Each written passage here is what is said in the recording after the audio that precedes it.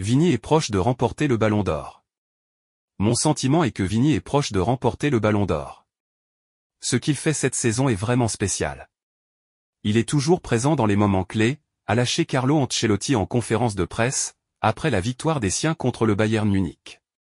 Un succès en Ligue des Champions contre le Borussia Dortmund, le premier juin individuel. Vinicius Junior peut tranquillement prétendre au sacre lors de la prochaine cérémonie du Ballon d'Or. Et a devenu ce serial buteur si efficace, en plus de démontrer depuis 3 ans être ce joueur impactant. Car Vinicius Junior ne fait pas des différences que par ses buts, mais aussi ses passes et ses créations. Le nouveau schéma d'Ancelotti, un autre défi à relever. Alors que Vini s'était imposé comme pièce fondamentale sur le couloir gauche du Real Madrid lors des 2 saisons précédentes, le départ de Karim Benzema a obligé à Carlo Ancelotti de revoir son schéma de jeu et, de surcroît, repenser la position et le rôle de son numéro 7. Fini le 4-3-3, le Real allait évoluer en 4-4- de losange, avec son ailier gauche repositionné un peu plus dans l'axe. Un nouveau défi devait être relevé pour lui, celui d'apprendre à être un attaquant d'axe, et ce, très rapidement, puisque Vinicius Junior n'allait pas avoir de période d'adaptation. Les premiers mois ont été compliqués, le Brésilien s'étant blessé musculairement aux 2 cuisses, il a dû laisser les siens orphelins de son talent durant 2 mois et demi.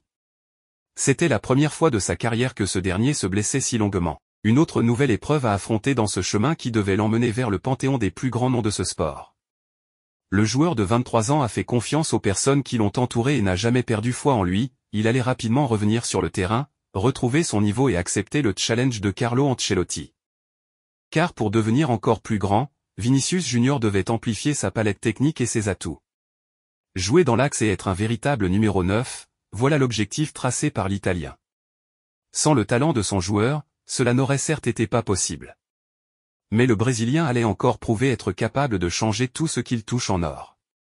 Comme quand l'entraîneur de 64 ans lui avait demandé à l'été 2021 de marquer plus de buts, mesdames et messieurs bienvenue sur Madridista Insider Actu pour toutes les actualités possibles. Vini avait répondu sur le terrain en réalisant une saison à 22 buts toutes compétitions confondues.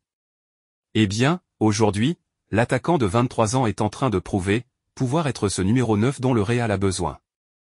La transition et l'expérience se sont tellement bien passées qu'Ancelotti décide, depuis la double confrontation face à City, de placer son joueur en seul point de fixation devant, dans un 4-2-3-1.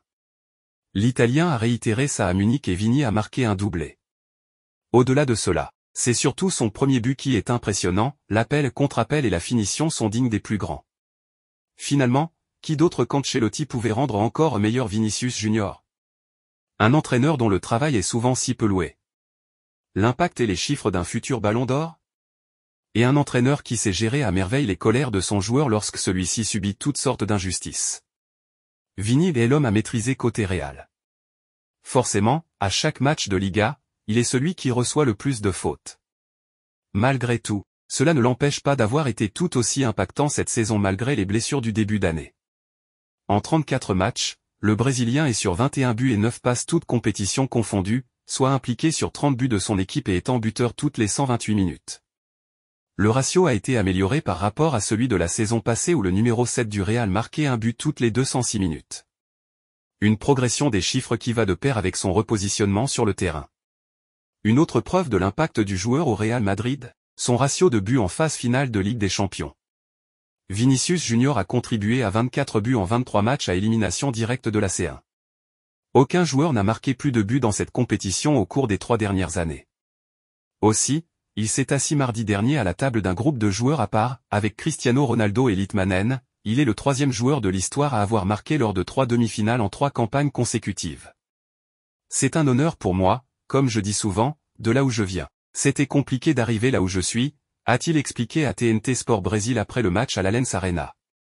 Je répète fréquemment que je suis un gagnant, rien que pour le fait de jouer au Real avec les meilleurs au monde. Je suis bien entouré et, forcément, je suis ravi de pouvoir marquer des buts avec le Real Madrid, comme l'a fait Cristiano Ronaldo, qui est mon idole. Un joueur que j'ai vu à la télé et qu'aujourd'hui me donne des conseils. Je suis en train d'évoluer et d'avancer pour écrire ma propre histoire, qui j'espère sera grande. La 15 Ligue des Champions? C'est toujours possible avec le Real Madrid et, au Bernabéu, 90 minutes sont toujours longues. Une référence à Juanito qui fera plaisir aux supporters du Real Madrid. Le rendez-vous est donné, ce mercredi. Le Real Madrid et Vinicius Junior ont une nouvelle fois un tête-à-tête avec la Ligue des Champions, que le Brésilien espère remporter après avoir gagné la 36 Liga ce week-end pour pouvoir revendiquer le Ballon d'Or 2024. Abonnez-vous à notre chaîne YouTube pour toutes les actualités possibles.